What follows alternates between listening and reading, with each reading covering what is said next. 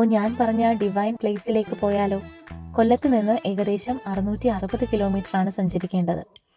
National ഹൈവേയുടെ പണി നടക്കുന്നതുകൊണ്ട് തന്നെ കുറച്ചധികം സമയം വേണ്ടി വന്നു കൊല്ലൂരിലെത്താൻ. തുറന്നുവിട്ട പക്ഷികൾക്ക് കിട്ടുന്നൊരു അനുഭൂതിയായിരുന്നു ഞങ്ങൾക്ക് ഈ കാഴ്ചകൾ. മാഹിയിലെത്തി അവിടെ കണ്ട കാഴ്ചകളാണ് ഇതൊക്കെ. ചുറ്റിനും ഡ്യൂട്ടി ഫ്രീ ഷോപ്പുകളാണ്. കേന്ദ്രഭരണ പ്രദേശമായ പുതുച്ചേരിയുടെ ഭാഗമാണ് മാഹി. മയ്യഴി പുഴയുടെയും അറേബ്യൻ കടലിന്റെയും അടിമുഖത്ത് സ്ഥിതി ചെയ്യുന്ന ഒരു ചെറിയ പ്രദേശം. വളരെയധികം വിദേശ സഞ്ചാരികൾ വന്നു പോകുന്ന സ്ഥലം കൂടിയാണ് ഇവിടം. കുറച്ച് സ്ഥലങ്ങളിൽ നിർത്തി കിട്ടുന്ന കാഴ്ചകൾ മുഴുവനും പകർത്തി ഞങ്ങൾ യാത്ര തുടർന്നുകൊണ്ടേയിരുന്നു.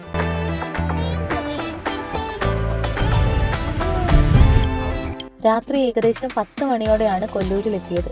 അവിടുന്ന് തന്നെ ഒരു റെസ്റ്റോറന്റിൽ കയറി ആഹാരവും കഴിച്ച് ഒരു ബഡ്ജറ്റ് ഫ്രണ്ട്ലി ലോഡ്ജും കണ്ടുപിടിച്ചു. ശ്രീ ഗുരുകൃപ റെസിഡൻസിയിലാണ് ഞങ്ങൾ റൂം ബുക്ക് ചെയ്തത്. നല്ല സർവീസ് ആയിരുന്നു അവർ പ്രൊവൈഡ് ചെയ്തത്. കൊല്ലൂരിൽ ഒരുപാട് ബഡ്ജറ്റ് ഫ്രണ്ട്ലി ആയിട്ടുള്ള ലോഡ്ജുകളും ക്ഷേത്രം വക ഗസ്റ്റ് ഹൗസും അവൈലബിൾ ആണ്. കർണാടക ടെമ്പിൾ അക്കോമഡേഷന്റെ വെബ്സൈറ്റ് വഴി ഗസ്റ്റ് ഹൗസ് മുൻകൂട്ടി ബുക്ക് ചെയ്യാവുന്നതാണ്. ഞങ്ങൾ താമസിക്കുന്ന ലോഡ്ജിൽ നിന്നും ക്ഷേത്രത്തിലേക്കുള്ള ദൂരം 200 മീറ്റർ മാത്രമാണ്.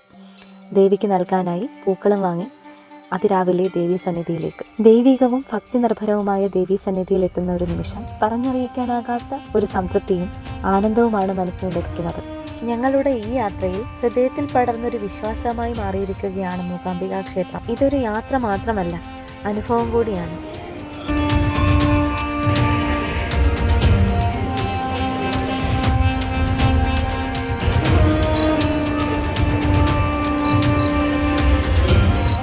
ഇതിനിടയിൽ സരസ്വതി മണ്ഡപത്തിലെ വിദ്യാരംഭവും മൂകാംബിക സന്നിധിയിലെ വിവാഹവും കാണാനായി.